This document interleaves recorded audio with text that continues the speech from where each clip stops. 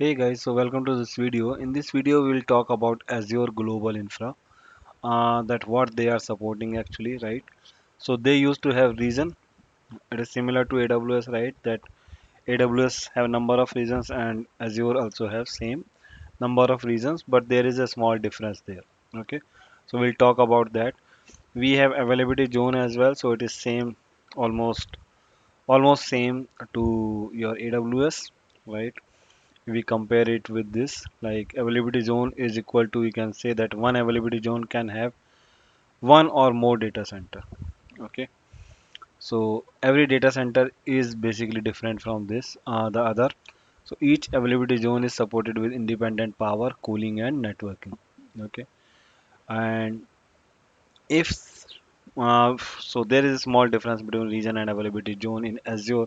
So I will go through with this, but this is which we are going to discuss, region and availability zone. Okay, so what is region? Region is where Azure is providing their services, right? So there are almost 60 plus region where they are providing services. If you want to know, you can go to this link, global infra, and then you can see the list. So here, this is your like globally how they are providing, and this is the list of region which do have availability zone as well. So this is the geography list, and you can go through with it, right? And here it is. Like suppose if you click on Australia, so you will come to know what is going on with Austria. So right now there is no data center, no availability zone available. It is coming soon. Belgium. So it is a territory of United Kingdom, right? So they are covering like the countries which is covering United Kingdom. Okay. So Belgium, they are planning soon, right? France, uh, they provided one region, and in France region they came from 2018, right? And available with three zones. So whatever the region they are supporting with availability zone you can compare with data center, right? So every availability zone is having different power, different cooling. Okay, it is different from physical infra. Okay, so all availability zone is having different power, different cooling, and different networking, right? You can say one availability zone is equal to one data center. These are physically separate location within one Azure region. So what is the region here? United Kingdom, and in this, sorry, United Kingdom is the geography, and these are the region which is available into this geography. Okay. So right now, how many region they are supporting? There are 60 plus regions. Okay, so now if we United Kingdom, and then these are the regions list, and you can see for every list. In Greece, they are going to come soon. In Germany, they are available in Frankfurt and Magdeburg. So these different locations they came in 2016.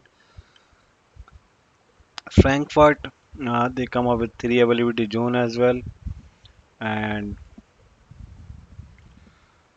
so Germany West Central they have come up, right, and in Germany Central they don't have, but they came up in this region. They opened one region in 2016, right?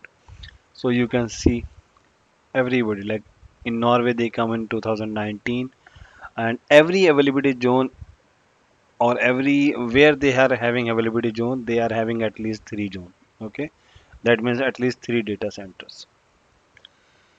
Similarly, you can see the other geography, like if you want to see the Africa, so they are available in Africa, Israel, Qatar, United Arab States, right? If you come with China, they are available in these places. Okay, so this way you can calculate, and as I said that you can see the list, like this is India, so they have their region in Pune, Chennai, Hyderabad. Okay, and available with three zones. In Hyderabad, they are coming soon. In Chennai, they don't have availability zone. They have this. Central India. Okay, so here they are. I have three data centers. So I hope it is clear now with you. You got the difference. If you want to see the definition again, like region are the places, region are the location where they are supporting or they are providing the services across the globe, and every region must have some availability zone which is different from each other. So availability zone is used for high availability.